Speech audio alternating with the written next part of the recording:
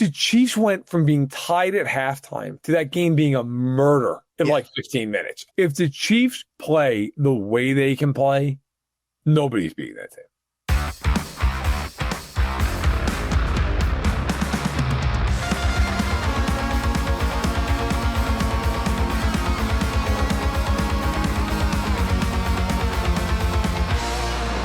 A football show here on KC Sports Number Tucker Franklin, hanging out with Matt Verderame for your Wednesday edition. Back to a Wednesday edition on this short, abbreviated week for not only the Chiefs, but for us podcasters as well. An abbreviated week for us. Matt was out at the game. We are recording this, peek behind the curtain, after the game. Because, you know, logistically, just makes the most sense. You know, you guys are listening to this 2 days after the game. We are recording this the day after the game. Matt was in Kansas City. Matt, how was your time in KC? I mean, I'm still in Kansas City currently. That's true. Yes. Yeah. I'm at the Spring Hill Suites. I'm hoping my car didn't get broken into last night. There's an interesting clientele outside. Seemed all right, though. Seemed happy. Yeah. Good. Listen, I love coming to Kansas City. I will say, every time I come, I go to Joe's, and they were out of burnt ends this time. They were. And listen, ended up having a Z-Man for the first time, and it was amazing. So all's well that ends well. It was funny, as you pointed out while we were there, they gave us 2 free drinks. Because when they told us that they did have burnt ends, I may or may not have made a comment, basically threatening my own life. They were like, "Hey, buddy, it's all right. Like, the drinks are on us." Yeah. But in any event, yeah, it was good. It was fun. You know, true to the Chiefs form, they parked me next to Kauffman Stadium, literally. Good. It was right down third baseline. But listen, it was great. The first half of the game, the Chiefs basically played like the Commanders' money line. Mm-hmm. And then the second half of the game, they played in a way that if they play like that all the time, they'll never lose another football game. So all in all, things are good after this podcast. Got a 7-hour drive back, 4.5 of which is through Iowa. And I'm going to try to break the land speed record. So, yeah, here we go. I think that covers it. I think that is all for that football show. Appreciate everyone. That's it. That's it. That's all you need to know. Yeah, I think talking about that game, obviously we'll get into that game and we'll dive more into the to the Buffalo side of things as it goes in there. I've already kind of started looking ahead already to Buffalo and their offense. And, you know, Matt, you and I kind of talked about a little bit. Everyone in Buffalo is, I think, petrified for that game, for that matchup. Or are they inviting the inevitable doom of that game because they just feel like that the Chiefs are just going to roll over them. Everything I've seen from Buffalo seems like that. It's funny because if you're a Bills fan, you're kind of caught between a rock and a hard place with this game because there's almost a part here is like, if we win, that cements that we're going to lose. Yeah, right. January. Right. Yeah. If we lose, maybe we'll win in January, but then we're probably going to Arrowhead, and then who knows? Maybe you're a wild card team at that point because New England doesn't lose the game, and New England's schedule is hilarious. Right.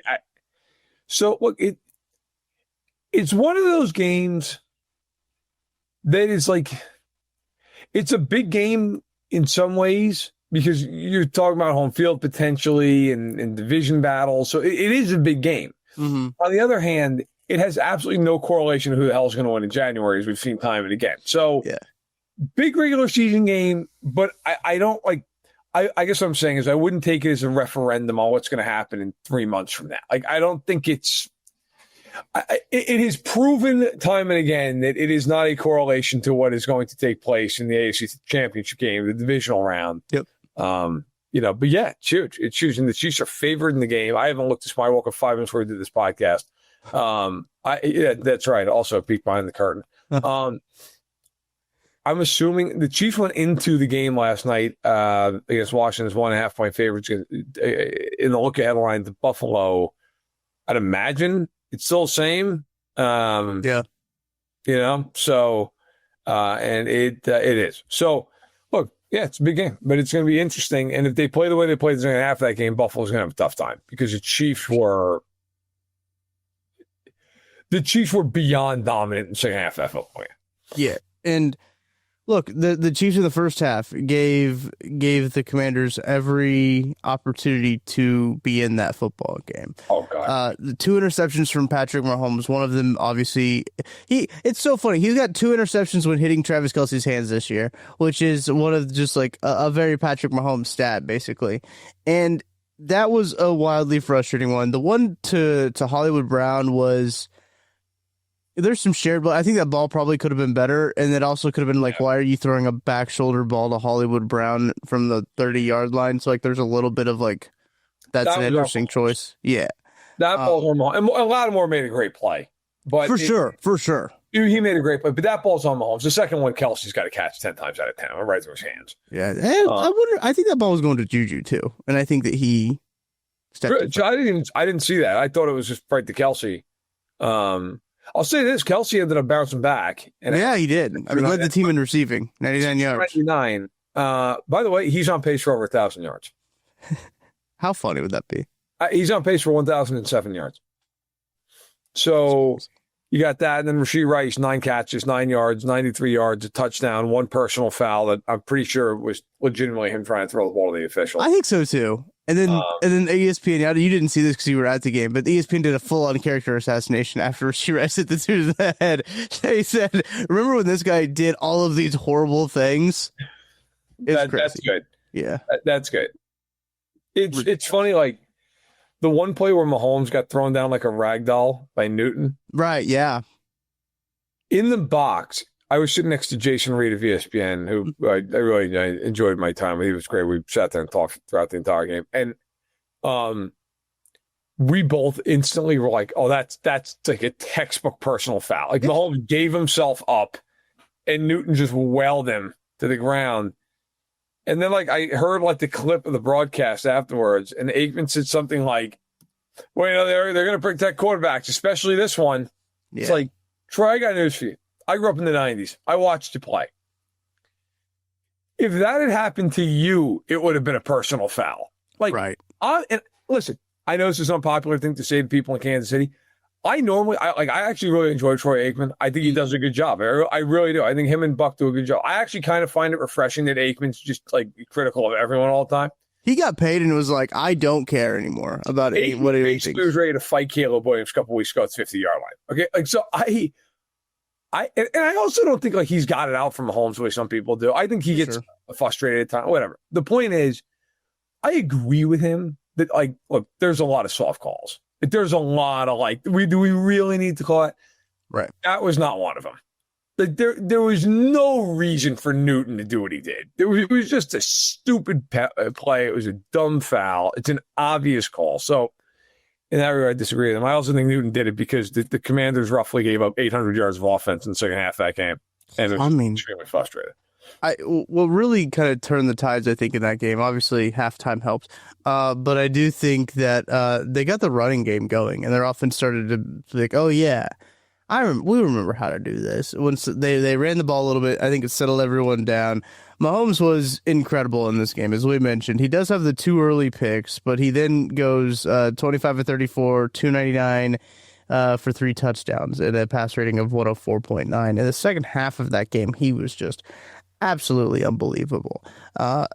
He rights the wrongs from those 2 early mistakes, and he is looking like I don't know if we want to start to have this conversation yet, but it's not as early as people want to think it is anymore in the NFL season.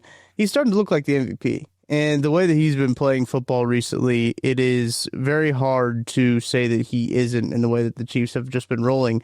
They're winning games by multiple scores, which is something that they just haven't done in the last 2 years. And they're winning the last 3 games, at least, that they've won, have been by multiple scores. And I think they've won 5 already this year, right, Matt? Yeah. By multiple scores? I asked Mahomes after the game, I was like, look, I know the record's not as good as it was a year ago. Yeah. But you guys, I think I actually exactly said to him, you guys, all your wins are by double digits.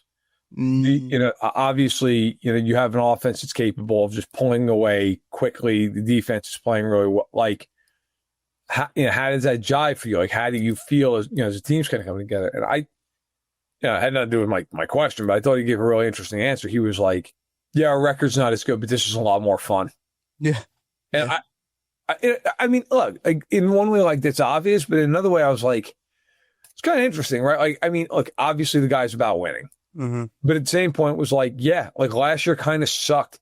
Like, yeah, we won a bunch of games, but it was not. And Bolton, by the way, somebody asked him about that answer afterward, and Nick Bolton was like, yeah, this is a lot more fun.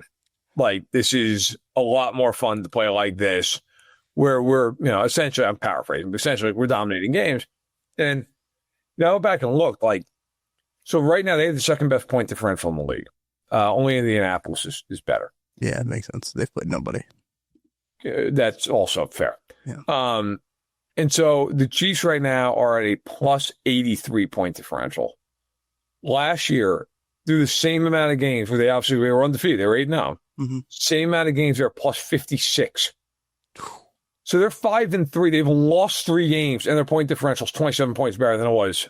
That's crazy. Yeah, I mean, that's how much better they're playing.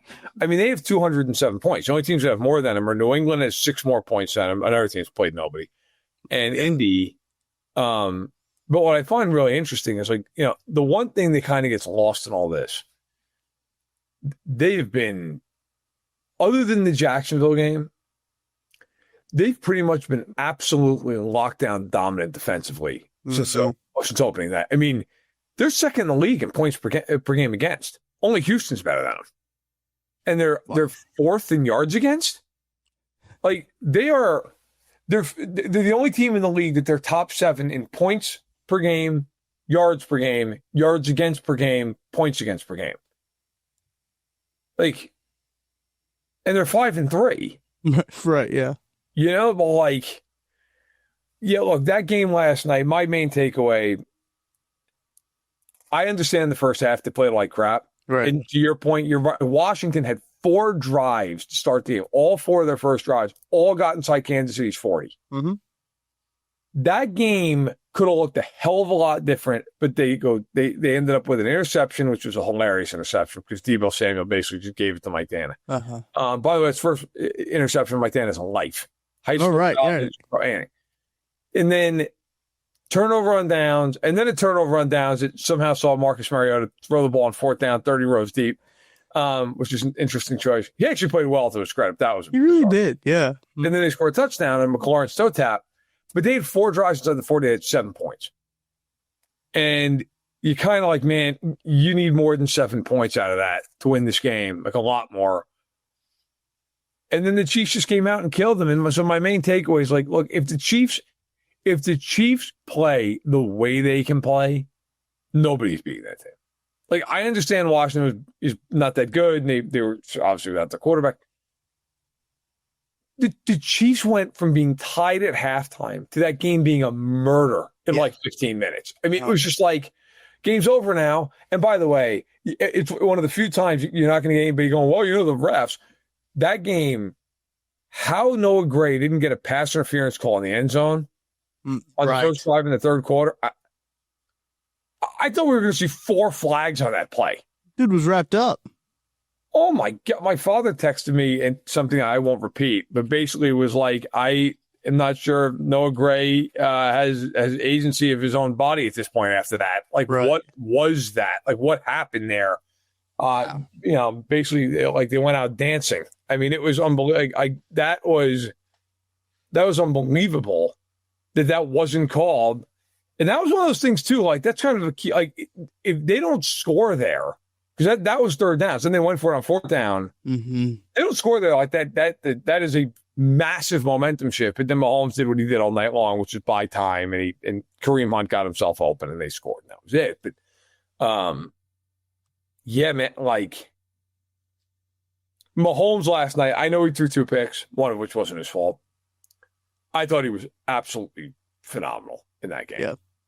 I mean, how many different throws did he make in that thing where he's like running and it's like cross body, he just wails it downfield? I mean, he was great. There were so many different stats that came out from that game too. I mean, KC Sports Network tweeted this out on Twitter at KC Sports Network, if you guys have ever heard of them. Patrick Mahomes in the second half versus the Commanders, 17 of 19, 210 yards, 3 touchdowns, no picks. That's an insane second half.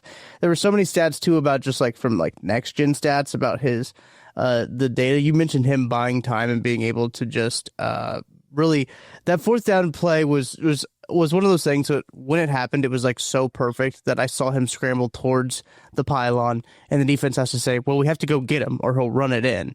And then Kareem Hunt's just standing wide open in the end zone because they had to go up and stop covering Kareem Hunt. So it was like a pick your poison type of deal. But Patrick Mahomes on the run, which is next gen stat. This is a next gen stat. They're tracking his miles per hour. This is 8+ miles per hour versus the Commanders of him running 8+ miles per hour. He was 6 of 8, 86 passing yards, 2 passing touchdowns, no interceptions, 149 passer rating. It is just an insane clinic that he's kind of putting it on. And it does come back to them being able to protect. Jalen Moore struggled early in this game. Like he was getting baptized real quick by guys that I had never heard of before. And I said, that's kind of concerning to have that happen to him. But they were able to adjust and they were able to get help to him. He was able to play a lot better. Eventually, you didn't even notice Jalen Moore. And I think that's the way you would rather it be, is not noticing Jalen Moore out there. But it was an overall great adjustment game. I think it was good to see the Chiefs adjust from what the Commanders defense threw at them early, and they were able to adjust from it. And look, that Commanders defense is only going to be able to hold up for so long, right? Like that was really the thing, is like they were only going to be able to throw up a couple of those big stops. Those 2 turnovers were big for them, but they couldn't get any points off of them. Them not getting points off those turnovers, I think, was huge, and that goes back to the Chiefs defense and the Chiefs defense playing well. The pass rush is still a problem. It's so frustrating to see them not be able to get home and wrap up Marcus Mariota ever. I will say, Matt, I didn't know I had as much PTSD from the Mariota AFC divisional game than when I did watching him kind of run around and just having defensive linemen bounce off of him when he's in the pocket. To be fair, I mean, if you listen to Jason McIntyre, it was a revenge game for Marcus Mariota since he lost the playoff game to the Chiefs years ago in Arrowhead. Yeah, AFC Championship game? No, AFC playoff game. He was like, it's a revenge game for Mariota because he was up like 19 or 21-0 against the Chiefs years ago in a playoff game, and then they lost. I was like, I think you're thinking of the Texans game. Oh yeah. Or you're thinking of the game the Chiefs were up 21-3 and to Mariota, and you've combined like 4 different games. Right, I was going to say, like, because wasn't Tannehill the quarterback when they were in the AFC Championship game? He was. Okay. He was. Unfortunately. Anyway, deep thoughts. Look, I thought, to be fair, I thought Mariota played pretty well. But you're right. Look, if there's one thing about this team right now that you look at and you're like, that is an issue, it is their pass rush. Right. They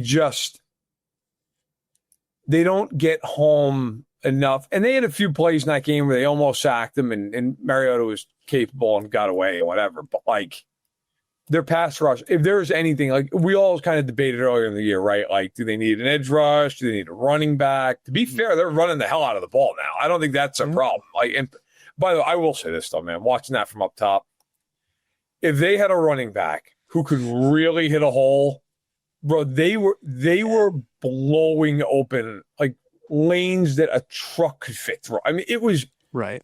Watching from up top, I kept thinking, I was like, if Jamal Charles was on this team right now, I would have rushed 300 yards tonight. Like, there are gaps, huge gaps. And like Kareem Hunt can't like accelerate and Isaiah Pacheco is also not running a 4.4 these days.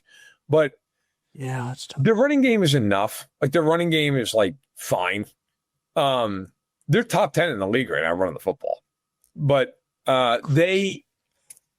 if there's one thing, they could use somebody who can get after the passer. And I don't know whether that is the D end, the D tackle. Like, you look at it and say, look, I know like the pie in the sky thing for a lot of fans is like, oh my God, could they get Quinnen Williams? They can't afford him. Like they can't do it. The one guy I've said a few times on multiple pods, I really think would be interesting for them is Calais Campbell. Because Calais Campbell is going to cost them absolutely nothing. He's 39 years old on a 1-year deal. Calais Campbell has 3 sacks, and I believe he has. I'll double check this real quick. But he has 3 sacks for the Cardinals, who are obviously going to, I would think, be pretty open to moving him. Yeah, I think.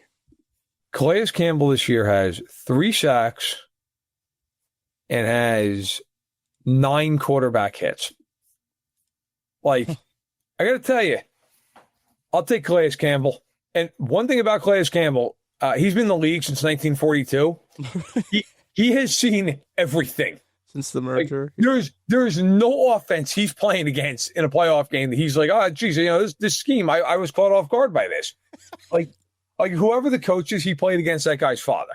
Okay, so to me, he's going to cost you nothing. He's 39 on a 1-year deal. Like, what is he going to cost you? 7th-round pick? A late round swap? Like, what could he possibly cost you? And yet he's a good player. Like, to me, that's the kind of guy they could bring in. The Christian Wilkins thing is weird and bizarre. I'm like, I don't know what's going on with that. And but yeah, I think that's right now. That's the only thing to me this team needs. The rest of it is just the rest of this team is ridiculous. It really are. I don't even know if did Noah Williams even play last night? Oh, I don't know. I don't have this. No, he was there on the field, and yet their secondary, the corners played really well. They were getting beat early because they couldn't cover a route in the flat. They kept blowing assignments. Yeah, it also didn't help that they just allowed Marcus Mariota to stand in the pocket for 16 seconds every snap. Either. Wasn't helpful. No. Yeah. So I mean, I wasn't down the throats of the defense too much, or the secondary too much on that one. The pass rush is one of the things where I wrote down one note from that game in my maddening chicken scratch. See if I can read through it. D-line cannot get after a quarterback, and Mariota has all kinds of time to dice them up. Is how I frantically wrote this on my my notepad. As I can obviously tell by the way that I wrote it, I was in distress when I was watching Marcus Mariota just dice up the Chiefs again. But it's all for naught because they figured stuff out and everything like that. But yeah, right. Listen, it's they obviously need to. They need to get more of a pass rush. But by the way, another guy they could go after, and I believe my colleague Albert Breer, I saw somewhere on Twitter mention this. I put out my All-Pro team Tuesday morning, my midseason All-Pro team, and Malik Collins is on it as a second teamer. I think he's playing great. He's on the Browns. He signed for this year and next year. His salaries are 1.2 and 1.3 million. Yeah, you could swing that. He's 30 years old. He also, I don't know if you know this or not, he's from Kansas City. Oh, I did not know that. Bring him if I were the Chiefs, I'd call them up like now. What do you want? Because that guy is a good player. I actually remember he was, I believe it was Trey Smith was asked who he thought the best D tackles in the league were, and he was like, I think he said like Jeffrey Simmons and Malik Collins. Whoa. He was like, that guy is hard to play against. So, yeah, I would think about that. Those are the kind of moves to me. Like, you got him under team control for this year and next. All right, cool. Give him what, 6th? Like, yeah. What is it going to cost? A 5th, man? I go, a 5th seems high. Like, maybe it's like you give him a 5th and you get like a 7th back or something, and whatever. Point is, they're rolling now. They go play Buffalo, and look, I really firmly feel this way. If they play the way they can play, they're going to kill Buffalo this game. Yeah. I really believe that. And maybe I end up eating words, and that's fine. And it's not even a disrespecting toward the Bills. It really isn't. Like, it's more about the Chiefs. Mm-hmm. The last month of football, 5 weeks of football, I mean, they have annihilated teams, man. Like, right. Outside of a penalty fest against Jacksonville, where they killed Jacksonville that entire game, but they beat themselves. And then Washington, they took 9 penalties for 95 yards and had 2 turnovers and just destroyed them. It was like, that's fine. You're not an NFL team. Get out of the building. Wow. Okay. The Chiefs had 430 yards of offense in that game. Crazy. And basically played 30 minutes of football. Like, they didn't even try in the first 30 minutes. And it was like, all right, fine. And then just went out and just killed them. Uh-huh. Yeah, that Buffalo is in for a large challenge. This is not Spencer Rattler and Andy Dalton and Tua and Justin Fields. I mean, this is... Yeah, the Bills' defense hasn't been good. And they've played those guys. Right. Michael Penix. Mm-hmm. This is not that. They gave up, 41 to the Ravens week 1? 40. Because they won 41-40. Well, They gave up 40 points to the Ravens week 1, and that they're not even in the same stratosphere as the Chiefs' offenses right now. I genuinely wonder in this game if Andy's going to go into this game, but you know what? We're just going 4-5 wide the entire game. Yeah. There's just nothing they're doing about it. And now with Ed Oliver out for that game, the Bills, I mean, it is a long climb in that game for them defensively. If they win, it's going to be because their defense plays above their head. It is because they're going to have to. They're going to have to do that. Putting a bow on some Commander stuff real quick. I looked up the snap counts. Noel Williams, 8 snaps in that game. 8 snaps for Noel Williams, 11 of them on special teams. Okay. Jeff Bossa had 4 with 11 on special teams. Jeff Bossa, he have apparently a 99.9 PFF grade. He awesome. Committed 2 penalties. Glad to see they pay attention to PFF. Somebody tweeted that out, and I was like, "What?" They're like, well, they're special teams penalties, so they're not counted towards defensive grade. It's like, all right, guys, great. Thank you. How is there a grade off of 4 snaps? Yeah. Like, it's a good point. What are we doing here? Yeah. That's a good point. All right, we gotta take a break. We gotta burn our time out. But first, you guys already know we're calling all Chiefs fans. You guys are running out of time here to get into this contest. You could be on the field at the 50 inside GEHA Field for the official coin toss at a Chiefs home game this season. Visit Chiefs.com/GEHA now. Enter to win a chance to be on the field for a once-in-a-lifetime view of the pregame coin toss. Plus, you can score other exclusive prizes. Enter for a chance to win at Chiefs.com/GEHA. GEHA is the proud partner of the Kansas City Chiefs. Don't go anywhere. We're going to burn our first time out here as we are going to talk about the AFC playoff picture and the other AFC results that happened on Sunday. We'll talk to you after this. Chiefs. Just a short drive from Kansas City. Experience the history, the heritage, and the bourbon at Holiday Distillery. Tour Missouri's oldest distillery, where real Missouri bourbon is made the old-fashioned way.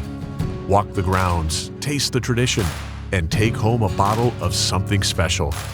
Make the trip, sip the story. Holiday Distillery, Weston, Missouri. Book your tour at holidaydistillery.com. Well, Matt, the Chiefs are in the playoff picture now. When you go to the NFL.com, they are finally in the playoff picture. They're in the final playoff spot because they have one more win than Jacksonville. Jacksonville was on bye this week, but they technically have 5 wins, and Jacksonville has 4 wins. So they have a playoff spot. They are the 7th team, and they have a current playoff probability of 81% to make the playoffs. I don't know what it is to win the division. We could probably get that later on in the year, but Chiefs in the playoff picture. The AFC West right now, 3 teams in the playoffs. Yes. By the way, according to the Athletics playoff simulator, the Chiefs are actually given a 90% chance to make the playoffs. They were given a 52% chance to win the AFC West, which is better than the Broncos and Chargers combined, which is hilarious. Still play the Broncos twice, only play the Chargers once, but still playing the Broncos twice is beneficial at this point. Right. So they have a 90% shot to get into the playoffs. Right now, there's 4 teams in the AFC that the Athletics model are giving a 90+% chance, which is Kansas City, Indianapolis, New England, and Buffalo. And then the Broncos and Chargers are at 77 and 75. And hilariously, the 2-5 Ravens are at 59%. Because they play nobody, and also everybody saw the Steelers on Sunday night. Yes. So that is a big reason why. The Chiefs are also given a 12% chance this model to win the Super Bowl, which is the highest of anybody other than the Packers, who are at 14%. And that's because the Packers are the 1 seed. So they have to play one last game to get there and to win it. But yeah, look, the Chiefs rolling. Yeah. It's a funny thing when you look at a team and they're 5-3. And you pretty much, without equivocation, but they're the best team in football. Uh-huh. Like they're better than anybody else. That I understand that the game 60 minutes, you got to account for the first half too. I get all of it. Their defense, we don't talk enough about the defense, even with the pass rush issue, which is real. They've given up like 14 points in the last 10 quarters. It's insane. I mean, I don't care. Like I know people go, "Oh, the Raiders." Okay. The Raiders score points against other teams. Like, they got 3 first downs in that game. Right. Yeah, humiliating that is, 3 first downs. The Commanders scored 7 points. And, like, I get it. You could go, well, the Commanders. Mariota's been in the games before. He scored 24 points against Atlanta. Yeah. Like, it's not as though like, Washington's offense is fine. Their problem is their defense. Yeah. Even with Mariota, they've been capable offensively. They couldn't do anything second half that game. They had 66 yards second half that game, and half that came in the garbage time drive. That somehow Jack Cochran ended up getting an interception and saving his job. Barely. I defensively, 17 points to the Lions, 13 non-garbage time points to the Ravens. Even the Jags, like they defensively gave up 24 points in that game. No, I'm not saying they played well in that game. But my point is, if that is the worst defensive game you're playing with this offense, you're probably going to win the game. And I think, that's the point here. Like when you marry it to an offense that right now, they basically played half of a football game and scored 28 points. Like they were just like, all right, I guess we'll go out and play football now. Like, and the thing that's nuts, they sat on the ball in the fourth quarter. Like, right. They weren't even trying to score. They probably could have scored another touchdown or two if they wanted to do it. Like, unlike Buffalo, who is still playing Josh Allen and having him vulture touchdowns in the fourth quarter of a 30-point game. Oh my gosh, nothing fires me up more than that. Well, listen, if they're trying to stat pad, it's not working because that's also fair. He had like 129 yards or something like that, right? He had 12 completions. Yeah. Here's something that's great. Josh Allen right now. Look, he's had a bye, and obviously some guys have, and some haven't. He's 20th in passing yards right now. Yeah, I mean it's not. Last year he didn't have more than Mahomes in terms of passing yards. No, the MVP. In passing yards per game, he is also 20th, so that holds. James Cook is averaging 107 yards per game right now. That's insane. Yeah, man is doing a lot of work. Mahomes is second, by the way, in passing yards behind Herbert. He's 41 yards behind him, and Herbert is thrown. He did a lot in that game against Indy. Yeah, a lot of garbage time work in that game. But listen, I mean, Herbert's leading the league by 41 yards. Herbert also thrown 7 picks this year. It's kind of surprising. Really? Yeah. That kind of surprised me. I mean, he's thrown 16 touchdowns, 7 picks. Mahomes is 17 touchdowns passing, 4 rushing, 4 picks. And QBR is 76.3. But yeah, I mean, like Josh Allen is behind Spencer Rattler in passing yards. He got benched. And I know like the Bills fan retort to that would be, well, he's played one less game than Spencer Rattler. I got to tell you. Shouldn't matter. He's also behind Mac Jones, who's played one fewer game than Josh Allen. Oh, yeah. He's behind Joe Flacco. He's behind Cam Ward. Ugh. So, like, again, I know we have another show coming out Friday this week. Right, yeah. Okay, so we'll get more into the Buffalo game then. But I got to tell you, look, little thing to whet your appetite about this game. I watched every snap of the Bills this year, so I'm not speaking out of my ass. I've watched every single play that they've had. I think, save for like when they were on 40-9 with 3 minutes left against Carolina. Right. Didn't think I was going to learn anything there. I should have just watched Andy Dalton throw one pass and figure I shouldn't have learned anything and just turned the game off. But in any event, the receivers, it's like 2023 Kansas City vintage. It's brutal. And I've seen a lot of Bills fans, and rightfully so, on Twitter, and even buddies of mine who cover the team. Sherman be on a lot of Buffalo air this week. Look, a lot of death threats coming. No, actually, Bills fans pretty cool. But a whole lot of like, hey, what is he supposed to do? He doesn't have weapons. And I felt like being like, guys, let me tell you something. I get it. Mm-hmm. Like this was Mahomes the last 2 years, and right now. Like, look, Allen, it's not Allen's, like, I'm not apologizing for him. Right. But it really, like, there's nothing the guy can do. They just don't have the talent. Like, they drafted Keon Coleman. Keon Coleman is not good. No. Keon Coleman is 267 yards. He's averaging 9.9 yards per catch. That's like a running back. Right.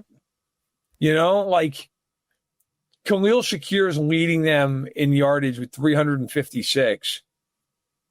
they've got 4 guys that have more than 90 yards. Khalil Shakir, Dalton Kincaid, Keon Coleman, and Josh Palmer. I mean, it's not great.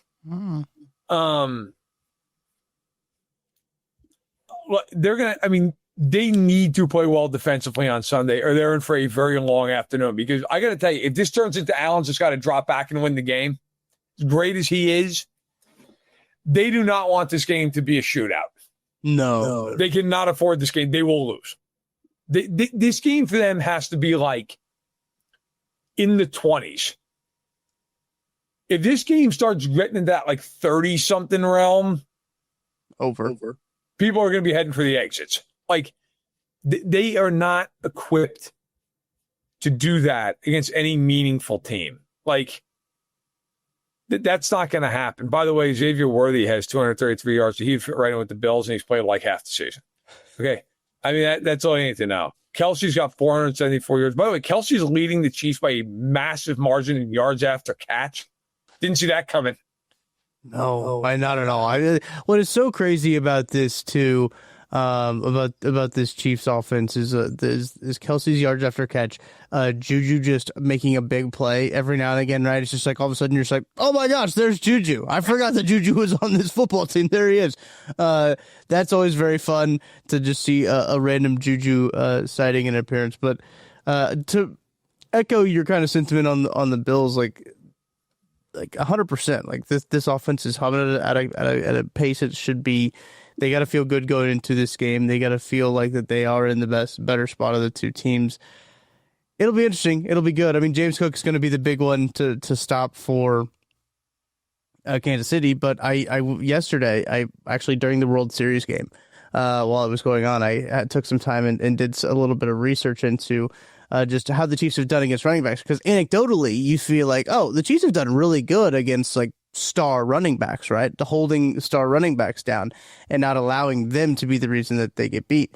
So this year, this is rushing yards allowed by the Chiefs defense versus running backs, and then also compared to their yards per game average for the 2025. Marion Hampton, I believe he's hurt, so like he's not going to add any more. He's not going to add any more to this.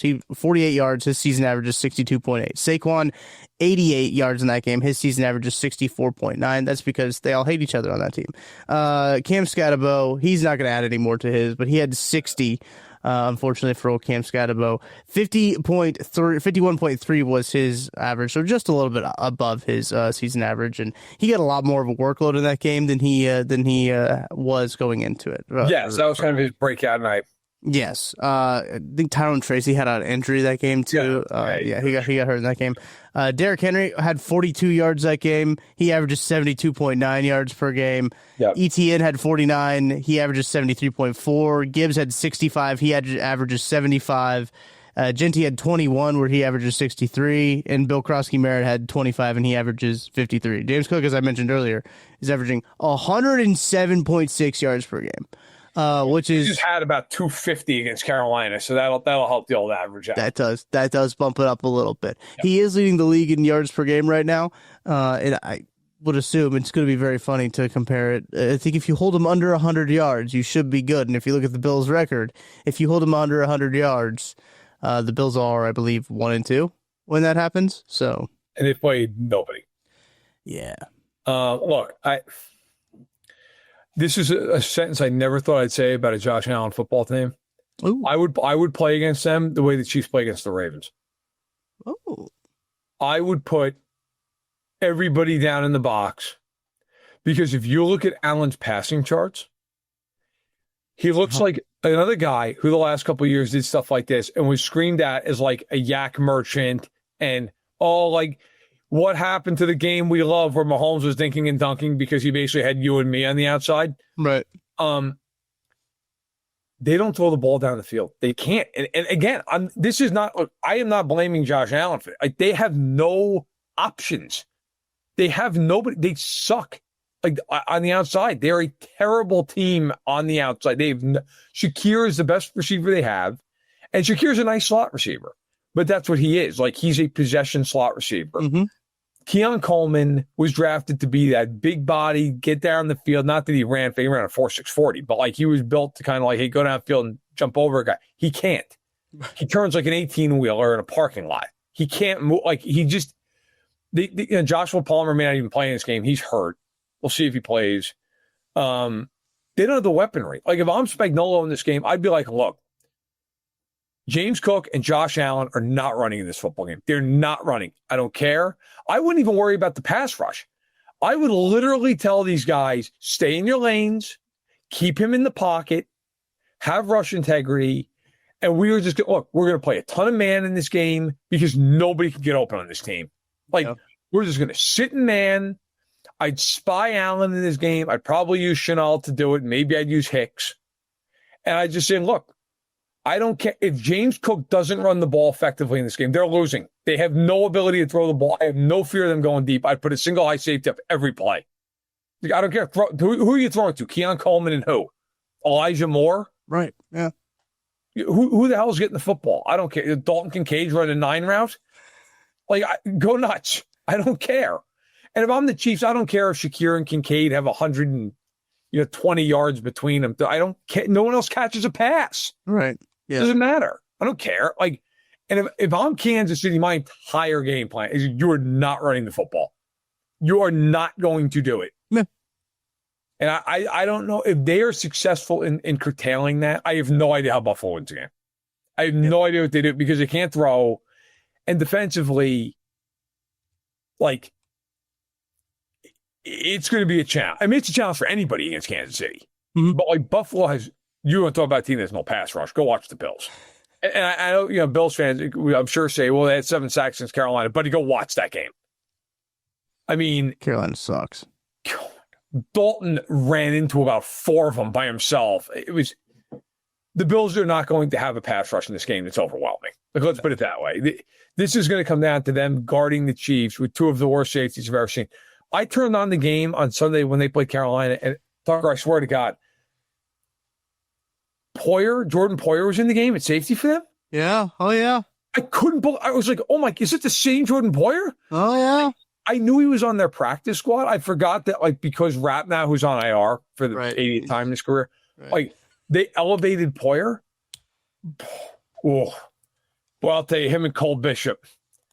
Let's just say that Andy's going to be trying to test the safety play in this game. I think that's a fair, like, I would expect that there's going to be a handful of routes in this game where they're trying to isolate one of those 2 safeties, either on Kelsey or Rice, or just, we're going to run Xavier Worthy 100 miles an hour down the field and see which one of these guys tries to keep up. Like, man, it's, there are things to attack in that Buffalo defense. Absolutely. There absolutely are. We got to talk about a pretty uneventful Sunday in the National Football League, a game that a week of football, actually, now that I think about it, that only saw one game decided by one score, and it was the Jets-Bengals game. What a football game. But we got to take our last time out here. We're going to burn our last time out, and then we'll talk about all the other results in the National Football League heading into Week 9 now. We're done with Week 8, heading into Week 9. We'll talk about it after this. Chiefs Kingdom, what is your favorite touchdown? By now, you guys already know that my favorite touchdown is the next one, because with DraftKings Sportsbook, an official sports betting partner of the NFL, every touchdown could bring you closer to cashing in. From first touchdown score to anytime touchdown props or the thrill of live in-game betting, every snap is loaded with opportunity. You want spreads? They got it. Over-unders? DraftKings got you covered. Same-game parlays, regular parlays? DraftKings has it, and you need it. And here's the best part. New customers bet just $5, and if your bet wins, you'll get $300 in bonus bets instantly. Your team hitting pay dirt pays out to you. Download the DraftKings Sportsbook app now and use code KCSN. That's code KCSN for new customers to turn $5 into $300 in bonus bets if your bet wins. In partnership with DraftKings, the crown is yours. Gambling problem? Call 1-800-GAMBLER. In New York, call 877-8-HOPE-NY or text HOPE-NY 467-369.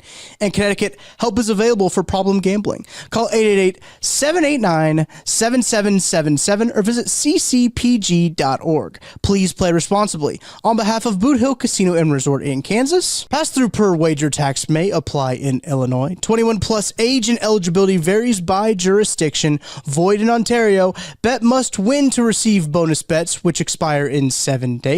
Minimum odds required. For additional terms and responsible gaming resources, see dkng.co/audio.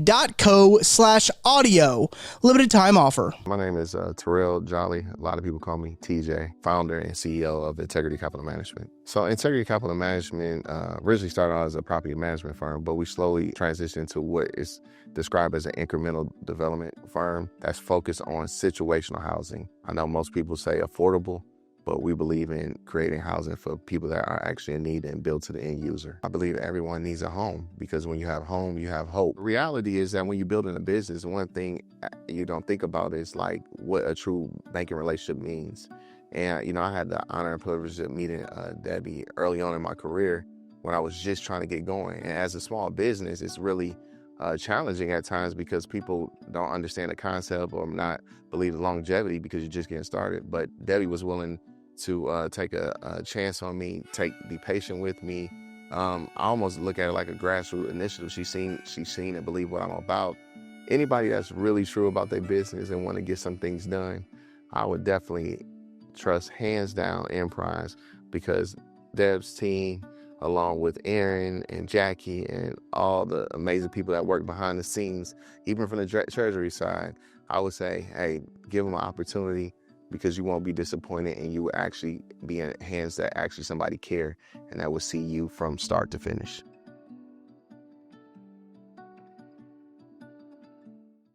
I mentioned it before the break, but a pretty uneventful Sunday. Lots of games won by multiple scores. The only one game that was won by a single score was Jets-Bengals. The Jets get their first win. Aaron Glenn gets his first win.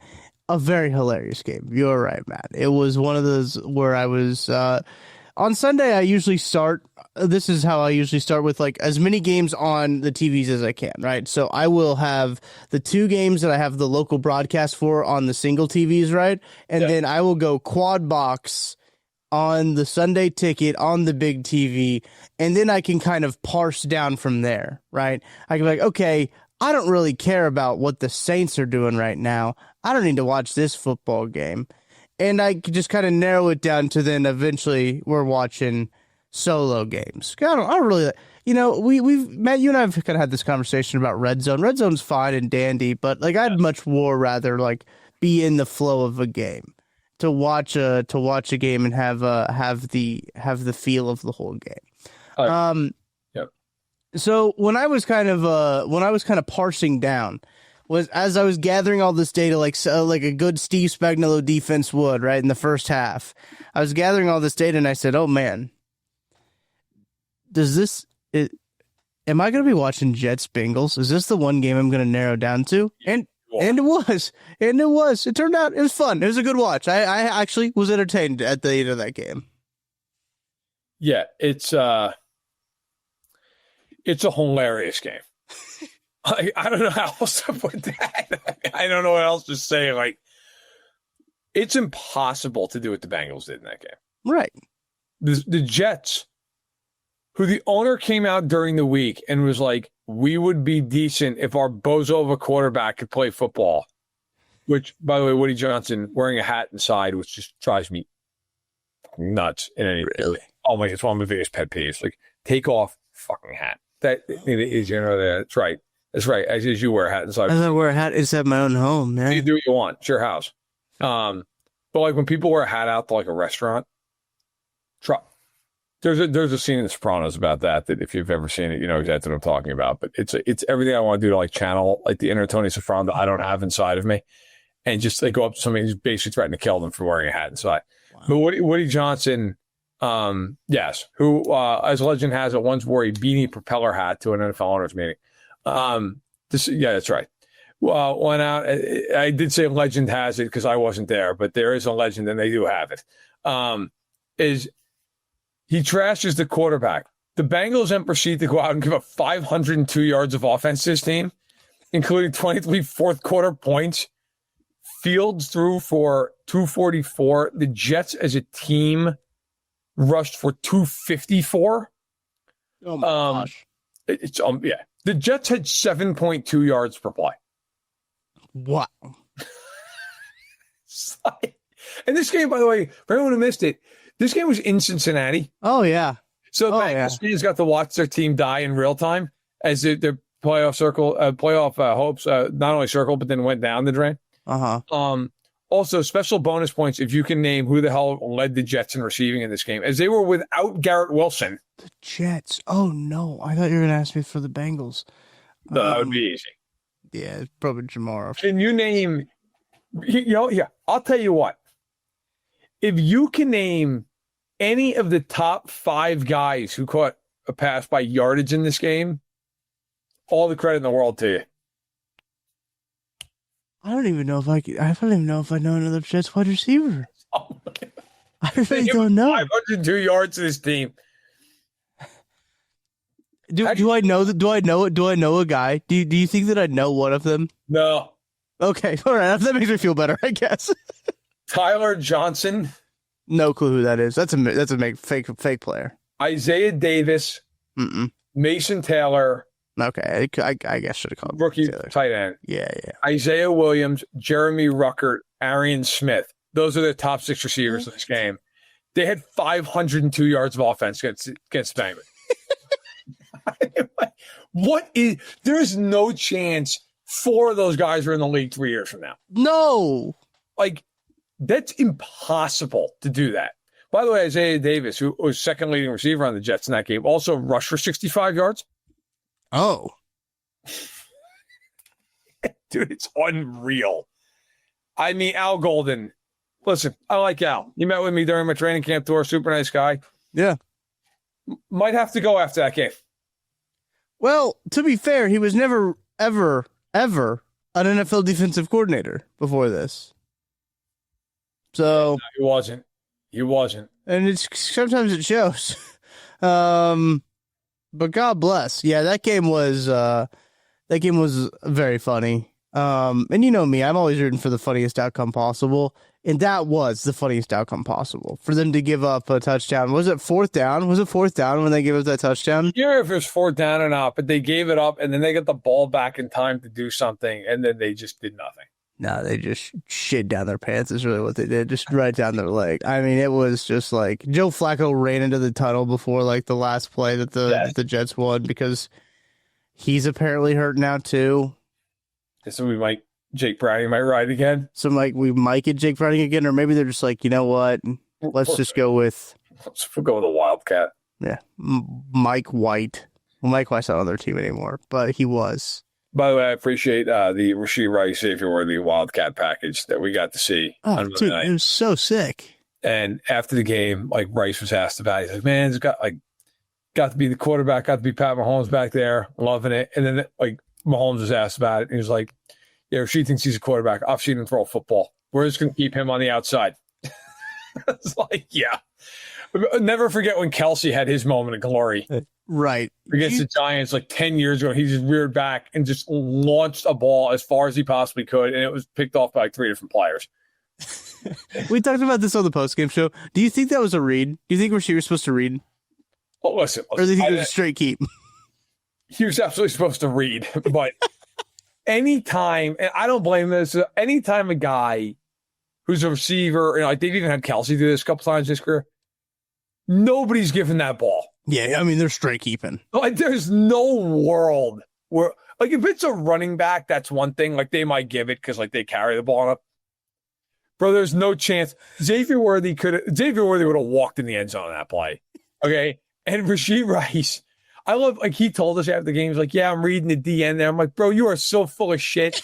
You're not reading anything. You're up the field and you're gone.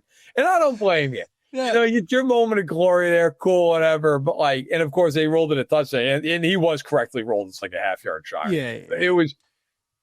I was laughing watching that because before the play even happened, I was like, I don't know what this is going to look like once they snap the ball. There is no way he's giving this ball to Xavier Worthy. There is no chance. Kelsey did that years ago in New England in 2019. They had a play where they had like a full house backfield and he got the direct snap.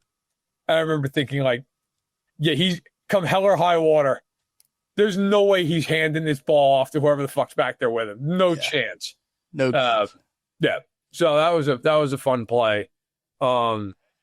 Actually, yeah, Rice even after the game was asked about like, do you know the backstory behind that play? And he's like, man, you have to have somebody else. Like Andy goes back so far. Like he's like that play, like he's like, there's probably a backstory from like some time like way before me. Like basically insinuating Andy's like 170-year old. Yeah, it was good. It was a good time. But yeah, the Bengals should be relegated after that. Yeah, it's a tough look for the Bengals. First win for the Jets. They're 1-7. Bengals are 3-5. Oh, yeah. I just had the playoff predictions up. I wonder. There were some Bengals fans that thought that they could be in the play, especially after that Flacco game. I don't know if you saw this going around on social media, Matt. After the Flacco game against was it the Steelers? Yeah. Yes. Yeah, they played against the Steelers, and turns out the Steelers defense just can allow every passing yard possible. They're going to. They now have a 7% playoff probability after losing to the Jets, which it should be 0 after losing to the Jets. But nevertheless, there were some Bengals fans that were like, hey, maybe we can be close by the time Joe Burrow comes back to the playoffs, and Joe Burrow can take us to the playoff, can lead us to the playoffs. But then, like, the problem is Joe Burrow doesn't play defense, and that was going to be the biggest part there for them. Well, if Joe Burrow was a team player, he'd start because it might be the only way he ever gets back to a Super Bowl. They are wow, yeah. It's impossible how bad that team is defensively.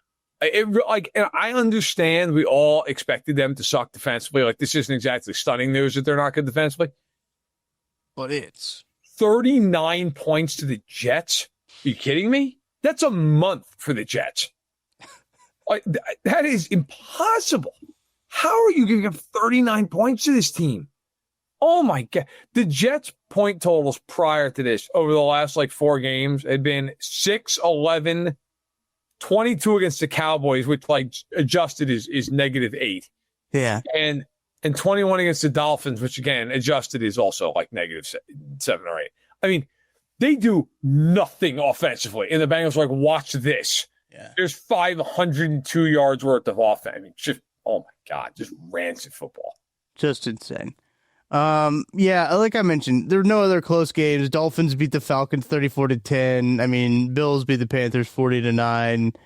26-15 Texans over. What a weird score, by the way. To the Texans over the 49ers. I mean, there was nothing really close. There were some close first halves, right? Like the Patriots and Browns, and really even Carolina and the Bills was kind of somewhat close at half. But the Panthers just said they were going to. Oh my gosh, the Panthers are a terrible football team. Like the way that they handled that in a half situation was so bad. Colts throttled the Titans. The Packers and the Steelers game wasn't that competitive. Neither was the Broncos and the Cowboys. But I mean, oh my, that game. Look, I mean, it's turning out to be like we thought that the biggest game of the season was going to be the Bills game. It might be the week after the bye week when the Chiefs and the Broncos play. Like that might be the biggest game for the Chiefs. Sounds like Surtain's probably going to be out for that game. Yep. Because he has a pec injury. It sounds like they're saying he's week to week. He might go on IR. If he goes on IR, he's definitely going to be out. He's got to miss 4 games. Right. I'm stating the obvious here. If Surtain is not there for that game, that is a significant deal for Denver. Because I like Riley Moss and McMillan as much as the next guy, but they're not him. And that all of a sudden changes the way they're going to cover the Chiefs. Also, by the way, per next gen stats, most quarterback pressures when blocked one-on-one. Nick Bonito, as we're talking about this game, leads the league with 30. George Karlaftis is 29. That's right. I'm sick and tired of the damn slander. George Karlaftis has one more than Micah Parsons does. Okay? Just going to point that out. Also, George Karlaftis with a sack in the game Monday night. Yeah, he did have one, didn't he? Yeah, he did. Hey, he Yeah, he did. did. Man's His out there average. just producing. He's on pace for 10 sacks this year. You know? I'm at least glad that Mike Data had a free run and was able to bring down Marcus Mariota. Talking at all. Marcus Mariota's like, I guess you got me. I'm glad. There's been plenty of times where the Chiefs have had free runs at quarterbacks and not brought them down. Yeah, so I'm glad that they brought him down. I was laughing on that, but I'm like, oh my God. He like in real time from up top, he wasn't even touched. No, Sam Cosby bungled that whole thing. But Yeah. It would be his second game back, though. It would be helpful if like Charles Menahu did something. That'd be great. Yeah, it would be. You know, like I don't care. Like I know Jones has 2 sacks, and you'd like to have him have more sacks, but Jones has been a menace all year long. Like he's actually I mean, he's doubled every time. he's playing really. He actually is playing really well. Charles Menahu, I feel like I don't see ever. Like Charles Menahu alive. Aston Jawed also like not alive apparently. And they've given him snaps, and it just hasn't mattered. Well, Charles got a personal foul penalty against him, didn't he? Yeah, he did. It's for talking mess to a freaking trainer. Good. Glad we got that. Thank God for that. That's what they needed. Yeah. Look, is there a world where they make 2 trades? Are they just like, here's a 7th for Calais Campbell? I would love them to, but like, here's the other problem: is just like, okay, the Cardinals will probably be open for business. Who the fuck else? Like, it's like that's what it's going to come down. I know, like the Titans are already making trades, and the Dolphins will probably be open, but like, there's a lot of other teams that are like middling teams that are just like, I think that we could probably make one trade. Like, we want to add here because we think that we can get up, but it's like. I think you call Cleveland about Collins. I think you call Arizona about Campbell. Both are having really good years. They're both they're literally both my second team All-Pro defensive tackles right now. Oh, wow. Like that's how good they've been. And I understand like by the end of the year, maybe that's not the case, but right now they're playing fantastic football, and like their underlying metrics also match that they're playing really good football. The Dolphins, like the thing that scares you with the Dolphins, like I've seen Bradley Chubb, but I don't want long-term Bradley Chubb. Yeah. I don't. Jalen Phillips is really good and on a contract year, but God, does he hold up? Like that's the question with him. He gets hurt a lot. But, you're like, look, can he make it through the rest of the season? The other question, I think if you're Brett Veach, you're asking Steve Spagnuolo, are you going to play these guys? That's a great question to ask. Because I don't feel like going out and getting like Josh Uche again, and then he plays like 8 snaps. Like, are you? Yeah. Now, I feel like a D tackle, they would definitely play him because I don't think even Steve Spagnuolo is like overjoyed about playing Jerry Tillery. But I hope not. But like, it is a fair question. Like, if you're going to go out and get one of these guys, like, bro, are they going to play? Because if they're not going to play, then like, what are we even wasting our time for? But all that being said, here is I know we're pretty much wrapping it. Look, they need to, they could bolster the pass rush. I think we all agree on that. Trade deadline, by the way, is November 4th. Yep. As currently constructed, they're the best team in football. Right. That team right now, if you said to me, bet your mortgage, who's going to, first of all, I call the NBA, but you should bet your mortgage, okay? Bet your mortgage. Who's going to win this? That team that I watched at Arrowhead last night. That team. The team that basically showed up for 30 minutes and just plowed Washington out of the building. The same team that before that game won by 31 points, pitched a shutout, gave 3 first downs, and before that game outscored the Lions 24-7 to close the game, won by 13 points, and held Jahmyr Gibbs and David Montgomery combined under 100 yards. That team right now is, I'll even go as far as to say, by I think a fairly considerable margin, the best team in the NFL. Certainly feels that way, just on terms of eye test and vibes wise, which is how I like to operate. Cool. I do love when people respond to me about like, oh, the Colts are better than the Chiefs. I understand their offense has been pretty good, but then it's just like only records is what they send it to me. Like, well, the Chiefs are at this record against the Colts, and the Colts have this record right now, and the Chiefs are at this record, so they have to be at this, so they have to be worse. No, that's not how that works. But appreciate the engagement. But yeah, look, Chiefs are in a good spot right now as we come hurling towards the home stretch and towards the bye week as well. The last game before the Chiefs have a bye week and we will certainly find plenty to talk about heading into the Chiefs and Bills game. We'll be back on Friday for another episode of That Football Show. So for Matt Verderame, I'm Tucker Franklin. Hit that like button, hit the subscribe button, drop a comment as well in the YouTube video or Spotify or wherever you're listening. Make sure it's a 5-star rating and review as well. If you leave a 5-star rating and review on Apple Podcast, I'll read it on the program. Whatever you want me to say. Wow. That yeah, I said that and I was like, I shouldn't have said that, but I already said at least that could be a problem. It could be a problem. That one commenter who was pissed I was going through Iowa, I want you to know that, buddy, I went through it once. I'm going through it again. There's nothing you can do to stop me. And it still sucks. It is terrible. It is. If you live in Iowa, love yourself more. Move. All right, that's going to do it. We'll talk to you on Friday. Chiefs. I don't usually do that there, but whatever.